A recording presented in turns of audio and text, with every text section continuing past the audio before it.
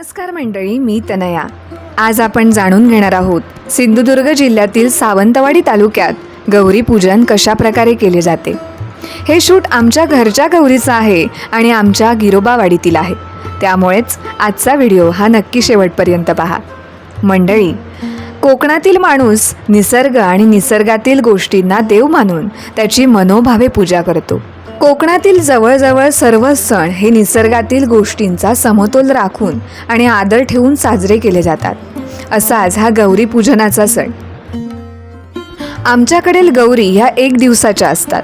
बांबूपासून तयार केलेल्या पडलीत पानाचा विडा, कलश ठेवून त्यामध्ये नारळ आणि त्या कलशामध्ये हरण फुलाचे झाड, हळदीचे मूळ, लाल भाजीचे मूळ आणि आगाडा, तिरडा अशा नैसर्गिक वनस्पतींना एकत्र बांधून त्यावर देवीचे चित्र बांधून हे सर्व कलशात ठेवले जाते। काही जणांकडे नारळ आणि आंब्याची डहाळी सुद्धा समाविष्ट केली जाते। आता ह्या आहेत आमच्या गिरोबावाडीतील गौरी। अगदी दरवर्षीच असा हा उत्साह आणि आनंद असतो।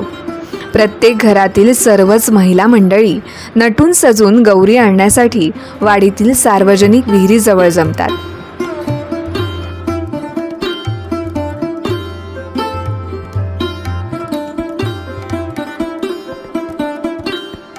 विहिरीला हळदी कुंकू वाहिले जाते। विडा नाणे विहिरीत टाकले जाते। विहिरीचं पाणी काढून थोडं पाणी कलशात घेतलं जातं। कलशात 7 दगड घेतले जातात। देवीचं चित्र आदरातिथ्य पुन्हा कलशात ठेवले जाते। आता खरं तर त्या प्रतिकृतीला स्वरूप प्राप्त होते।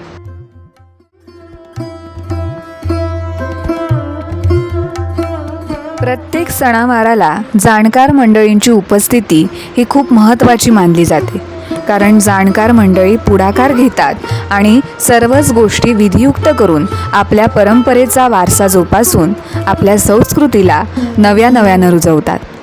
हळदीचं थांब, हरण, हरण, तिरडो, आगाडो, आगाडो 5 इंची घातलं। पडले पडले पान बांधला आम्याचा।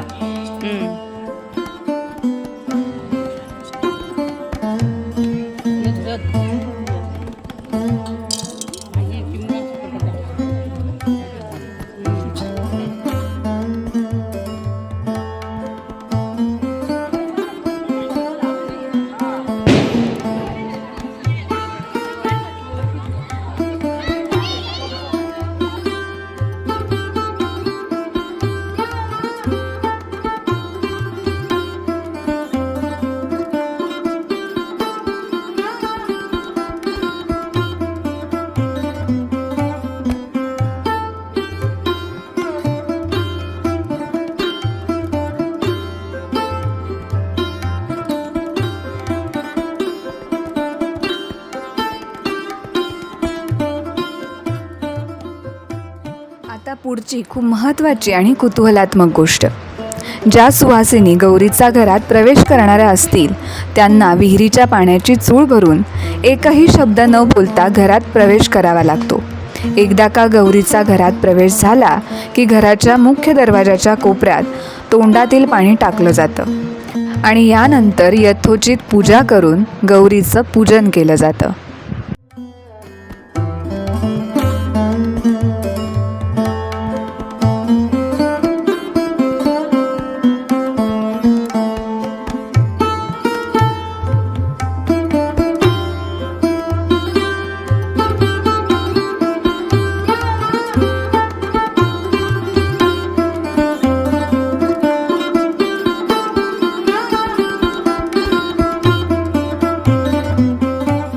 महत्त्वाची गोष्ट राहिली ती म्हणजेच देवीला दाखवला जाणारा नैवेद्य।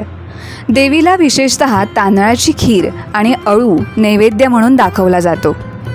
आता हा आमच्या मामाकडचा गणपती आणि गौरी एकत्र कुटुंब पद्धतीमुळे इथे सर्वच गोष्टी खूप उत्साहात आणि मिळून मिसळून होतात। मंडळी, या दिवसातील मुख्य गोष्ट म्हणजेच ओवसा भरणे, ज्याला शुद्ध भाषेत वसा असंही म्हटलं जातं। आता कोकणात काही ठिकाणी प्रत्येक सुवासिनीला दरवर्षी ओवसा भरावाच लागतो। प्रत्येक ठिकाणी पद्धती वेगवेगळ्या, पण भावना मात्र एकच। काही ठिकाणी नागपंचमीच्या दिवशीही ओसा भरला जातो.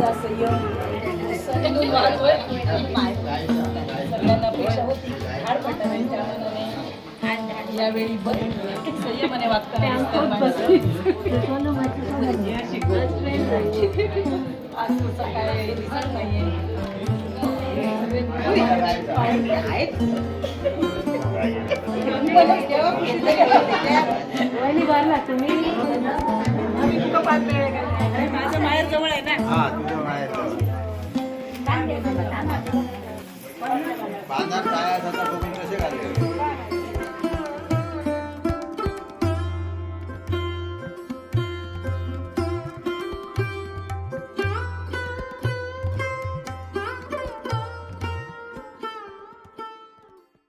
सर्वात प्रथम हा ओसा गौरीकडे ठेवला जातो. त्यानंतर बाप्पाकडे, तुळशी वृंदावनाकडेही ठेवला जातो आणि सगळ्यात पहिला ओसा हा आपल्या नवऱ्याला दिला जातो. त्याच्यानंतर आपल्या वडीलधाऱ्या माणसांना आणि त्यानंतर घरातील बाकीच्या सर्व मंडळींना.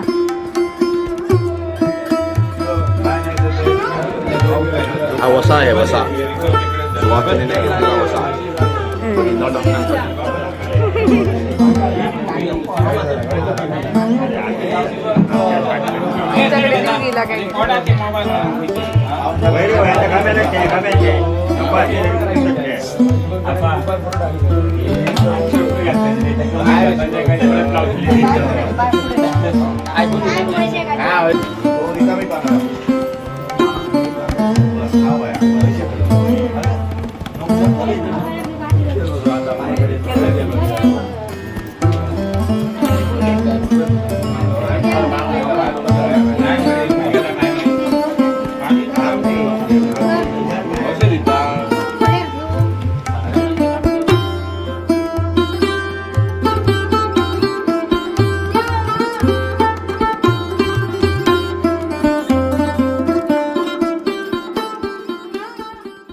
आणि आता वेळ असते ती शेवगाच्या पानांची, अर्थातच शेगलाची भाजी व भाकरी खाण्याची.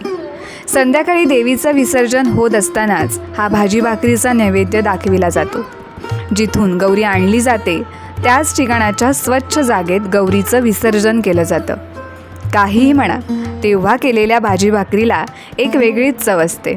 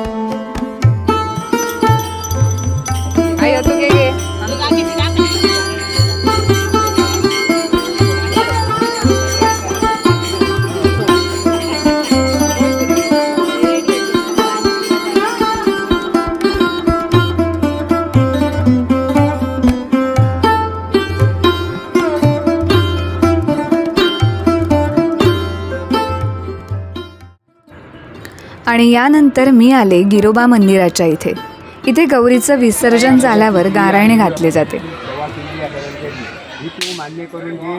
पोरा तोरा सगळ्या लक्ष ठेवून बाहेर मुंबई आहे सगळे कामावर पोचले. व्यवस्थित भेटली त्यांचा नळात नंतर जी आहे तुझी सभा केली आहे त्यांचा फुलासाठी सभा आणि अशी वसाची वासा सभा करून घे आणि मान्य करून घे. आणि बाकी घरा वासा पोरा तोरा किती राग सगळ्या पाहिजे आपल्याला बाळा.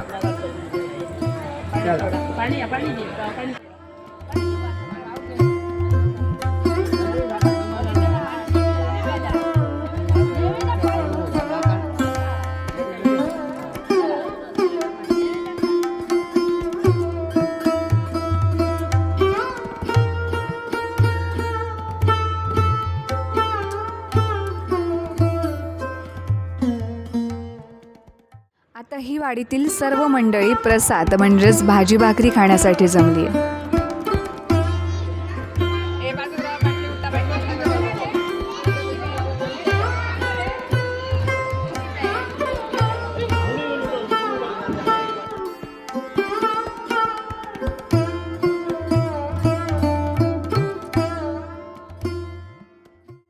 मंडळी, तुमच्या लक्षात आलंच असेल की कोकणाला संस्कृतीने नटलेलं आणि निसर्गसंपन्न का म्हटलं जातं. अगदी गरिबातला गरीब माणूससुद्धा प्रत्येक सण अगदी थाटात, उत्साहात आणि जल्लोषात साजरा करतो आणि हवा तितका आनंद आणि समाधान मिळवतो. आणि हे सगळं शक्य आहे त्याला लाभलेल्या सुंदर संपन्न निसर्गामुळेच. म्हणूनच निसर्ग अजून संपन्न करूया, आपली संस्कृती परंपरा जपूया आणि त्या पिढ्यानपिढ्या तशाच पुढे चालवूया.